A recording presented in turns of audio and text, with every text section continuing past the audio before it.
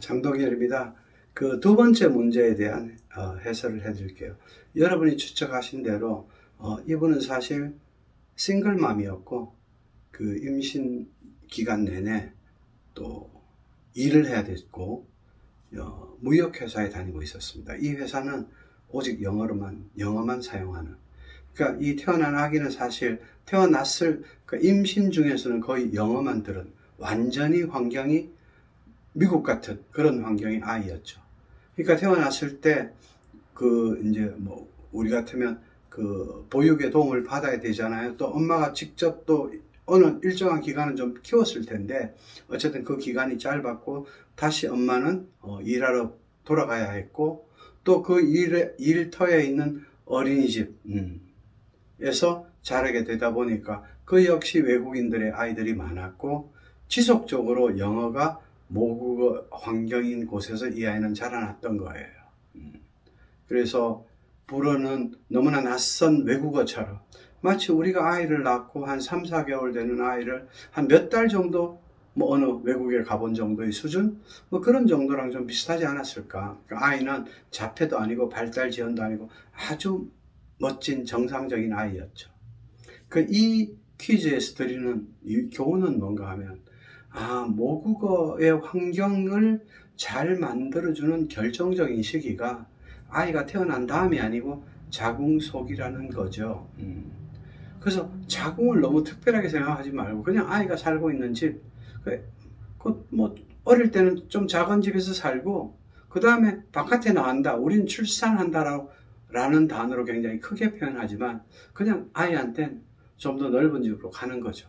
전에는 엄마 목소리만 들리고 냄새만 맡아졌던 그런 엄마가 아니라 이제 만져도 지고 얼굴도 볼 수 있고 나도 일어나서 훨씬 더 넓게 돌아다닐 수 있고 그 모든 과정들을 결국 엄마라는 사람을 통해서 자궁 속에서부터 배워가는 시기일 뿐 삶은 이미 자궁 속에서 시작됐고 이 아이는 그 순간부터 죽을 때까지 자신의 삶을 살아간다는 점입니다. 그 점에 대해서 우리가 경건하게 받아들여야 돼요. 그래서 우리가 그냥 임신을 했다라고만 표현하기 때문에 마치 엄마의 할 일이 없는 것처럼 여겨질 때도 많습니다. 우리가 모르고 있는 점, 그 점을 깊이 인정을 하지 않으면 우린 발전하기가 사실상 어렵습니다. 우리는 우리의 자궁 속에서 엄마의 모든 신경세포들이 아이한테 연결이 될 거고 이 아이 역시 모든 신경세포들이 서로 연결 그리고 모자란 건 또 나와서 계속 더 연결 해 나가는 과정에 있을 뿐입니다. 그러니 출발할 때 가급적이면 초기에 최고의 연결 상태를 줄 수 있다면 일단 그게 가장 쉽고 가장 효과가 높고 가장 효율성이 뛰어나기 때문에 우린 이 시기에 지금 하루라도 더 늦기 전에 정신을 바짝 차리고 진짜 엄마의 역할을 해야 된다. 태교에 대해서 관심이 있다면 이건 단순한 관심으로 접근이 되어서는 안 되는 문제라는 이야기를 좀 드리고 싶습니다. 우리 아이들은 모두 다 우리의 자궁 속에서 한국말이 들려옵니다. 여러분 부부가 항상 한국말 쓰죠. 엄마의 태담도 한국말이죠. TV를 켜도 유튜브를 봐도 대부분 한국말이 나옵니다. 애기 태어나죠. 전부 한국말이 들려옵니다. 그러니까 전 세계 어느 아이도 자기 나라 모국어를 못하는 아이는 없습니다.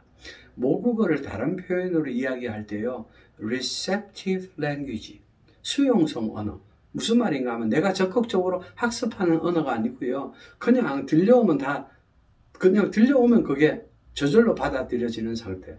그러니까 그 말이 결국은 모국어가 되는 셈이거든요. 이 receptive language를 받아들이는 뇌의 피크는 언젠가 하면 생후 9개월입니다. 즉 임신한 20주부터 생후 9개월 사이에 이 아이는 receptive language의 뇌가 가장 발달되어 있다는 거예요.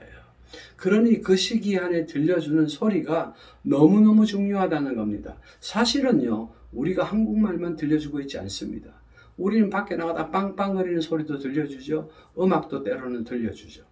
때로는 팝송도 들려주지 않습니까? 그러니 그 비중을 좀 조절해 보시면 어떨까요?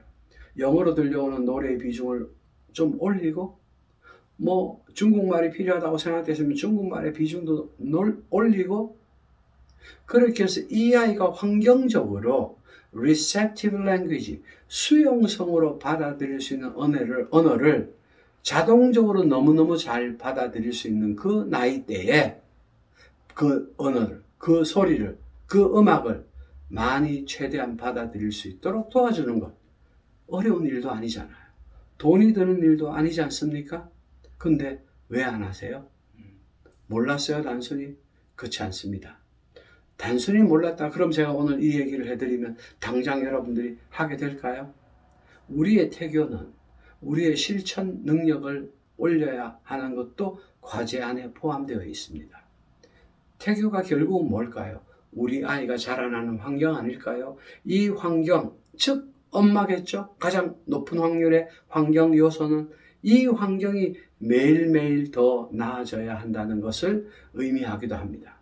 우리는 매일매일 조금씩 더 나아질 수 있을까요?